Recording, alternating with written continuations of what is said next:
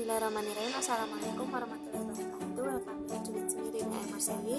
Okay, in this moment I will explain about metode pendidikan Islam. Jadi di sini saya akan mengambil 4 garis besar. Yang pertama itu definisi dari metode pendidikan Islam, dan yang kedua itu fungsi dari metode ini sendiri. Yang ketiga macam-macam dari metode pendidikan Islam, dan yang keempat adalah pertimbangan dalam memilih metode ini.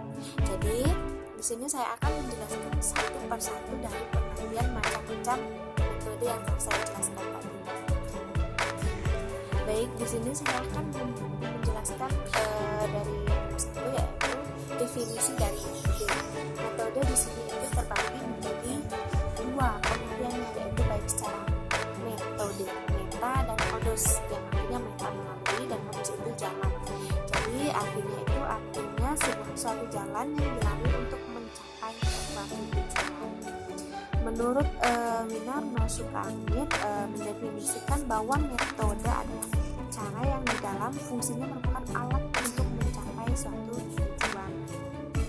Terus dalam penggunaan metode pendidikan Islam ini sendiri, yang perlu dipahami adalah bagaimana seorang pendidik dapat memahami hakikat metode dengan tujuan utama, yaitu pendidikan yang Islam, yaitu terbentuknya pribadi yang beriman yang senantiasa siap sedia mengabdi kepada Allah Subhanahu wa Ta'ala. Terus saya akan lanjut yang kedua, yaitu fungsi dari metode ini sendiri. Yang pertama yaitu mengarahkan keberhasilan belajar, memberi kemudahan kepada peserta didik untuk belajar berdasarkan minat, serta mendorong usaha kerjasama dan kegiatan dalam kegiatan belajar mengajar, baik antara si siswa maupun si pendidik. Jadi saya akan lanjut yang ketiga, yaitu metode dalam macam-macam metode dalam pendidikan Islam, yaitu ada 9. Yang pertama itu metode ceramah, tanya jawab, diskusi, tugas, dokumentasi, eksperimen, kerja kelompok, metode kisah, dan yang terakhir itu tahrib dan tahdid. Untuk yang pertama itu metode ceramah. Untuk metode ceramah yaitu metode yang mana seorang pendidik atau seorang guru itu memberikan teori-teori kepada siswa. Dari awal hingga akhir itu metodenya teori, semua penjelasan, semua itu itulah yang disebut dengan metode ceramah. Untuk yang kedua yakni metode tanya jawab. Di sini seorang guru yang mengajukan pertanyaan kepada siswa, baik itu pertanyaan esai atau pertanyaan pilihan ganda secara langsung, karena metode ini dilakukan apabila setelah terjadi pembelajaran atau setelah selesai belajar. Biasanya seorang pendidik akan mengajukan beberapa pertanyaan kepada siswa atau hanya pada siswa tersebut saja. Tiga yakni diskusi. Biasanya dalam kelas itu dibagi berbagai kelompok, baik itu kelompok besar ataupun kecil, baik terdiri dari beberapa orang yang jumlahnya banyak ataupun sedikit. Dalam diskusi ini si siswa akan membagikan tugas-tugasnya guna untuk mencapai tujuan tertentu. Misalnya di sini seorang siswa diberikan tugas dan diwajibkan untuk melaksanakan tugas diskusi, yakni mengerjakan secara bersama-sama. Di sini seorang pendidik memberikan latihan kepada seorang siswa guna untuk melatih kemampuan siswa dan mengetahui batas kemampuan siswa. Jadi ketika si pendidik ini tahu, oh ternyata batasan siswa ini sampai sini, jadi kekurangannya sampai sini. Jadi seorang pendidik itu mampu memberikan penyampaiannya dengan baik dengan mengetahui batas kemampuan seorang siswa ini tadi. Yang kelima itu demonstrasi, mengajar dengan menggunakan peragaan untuk memperjelas suatu pengertian untuk melibatkan bagaimana berjalannya suatu proses pembentukan tertentu kepada siswa, berupa perencanaan, pelaksanaan, dan evaluasi. Terus yang keenam itu eksperimen. Menurut Departemen Agama, yakni praktek pengajaran yang melibatkan anak didik pada pekerjaan akademis, pelatihan, dan pemecahan masalah. Biasanya di sini juga seorang guru akan menjelaskan eksperimen-eksperimen baik itu yang terjadi secara real ataupun hanya tambahan saja. Yang selanjutnya yaitu yang ketujuh, kerja kelompok. Dalam istilah kerja kelompok mengandung arti bahwa siswa-siswa ini satu kelas dibagi dalam beberapa kelompok besar maupun kecil. Jadi di sini siswa ini melakukan kerja sama dalam memecahkan suatu masalah. Yang selanjutnya 8 yaitu metode kisah. Apa itu metode kisah? Metode kita adalah cara dalam penyampaian suatu metode pembelajaran dengan menuturkan materi pembelajaran secara kronologis tentang bagaimana terjadinya suatu hal yang sebenarnya terjadi atau hanya rekaan belakang. Jadi di sini seorang guru itu memberikan metode-metode kisah baik itu terjadi secara real atau hanya rekaan belakang, seperti memberikan contoh-contoh kisah-kisah yang telah terjadi. Yang ke-9 yaitu targhib dan tarhib.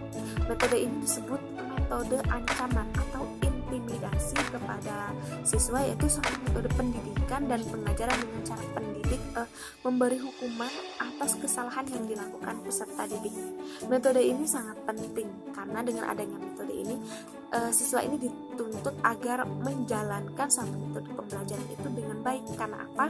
Karena bisa terjadi takut dengan targhib dan tarhib ini, intimidasi atau hukuman yang akan dilakukan seorang pendidik. Contohnya, metode ini akan diberikan ketika seorang pelajar atau siswa yang melanggar atau tidak mengerjakan tugas, sehingga ini akan dapat hukuman atau intimidasi dengan ancaman nilai yang kurang baik, atau seorang siswa yang datang ke sekolah terlambat, sehingga ini akan dapat intimidasi atau hukuman, baik itu disuruh keliling lapangan atau disuruh pulang atau bahkan dapat hukuman yang lainnya. Ini merupakan macam-macam dari metode pendidikan Islam. Yang keempat selanjutnya yaitu pertimbangan memilih metode.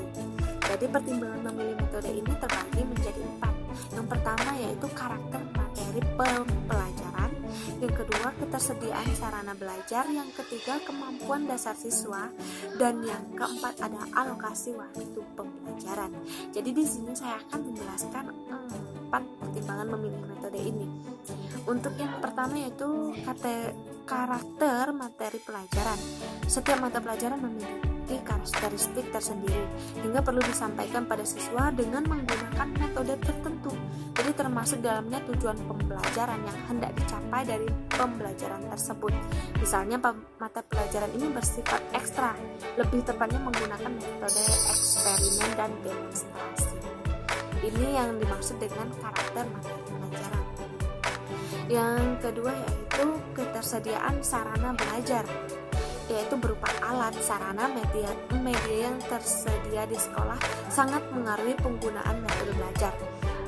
Sarana belajar ini sangat penting dan sangat mendukung, sepertinya ketika seorang guru menjelaskan suatu pelajaran, di sana membutuhkan suatu sarana, contohnya seperti papan tulis. Di sana guru mampu menuliskan apa-apa saja materi yang akan disampaikan, dan ini sangat penting, sarana, alat, sarana, dan media yang tersedia. 3 yaitu kemampuan dasar siswa. Kemampuan dasar siswa ini di sekolah pedesaan berbeda dengan perkotaan. Ini menjadi pertimbangan seorang guru dalam memilih metode pembelajaran. Menggunakan metode tugas, misalnya, bisa berjalan baik bila kemampuan dasar siswa berdiskusi cukup memadai. Selain itu perlu keterampilan siswa berbicara dalam diskusi. Jadi di sini kemampuan dasar siswa itu setiap orang itu berbeda-beda. Tidak mudah untuk menyamakan seorang siswa, karena bisa jadi seorang siswa ini mampu menampilkan keterampilannya, atau ada yang siswa yang berbicara dengan baik, ada yang bisa diskusi, bahkan ada siswa yang enggan atau takut dalam berbicara dalam diskusi. Ini kemampuan dasar siswa. Jadi sangat penting untuk seorang pendidik memahami batas-batas kemampuan dasar siswa ini. Terus yang selanjutnya yang keempat yaitu alokasi waktu pembelajaran. alokasi waktu yang tersedia dan tercantum dalam kurikulum perlu dipertimbangkan oleh guru. Jika waktu tersedia terbatas, maka guru akan memilih metode yang sederhana seperti ceramah, tanya jawab, dan diskusi. Dan ini tak mungkin menggunakan eksperimen, metode yang membutuhkan waktu yang eksperimen karena yang mana metode ini membutuhkan waktu yang sangat panjang atau yang kurang cukup.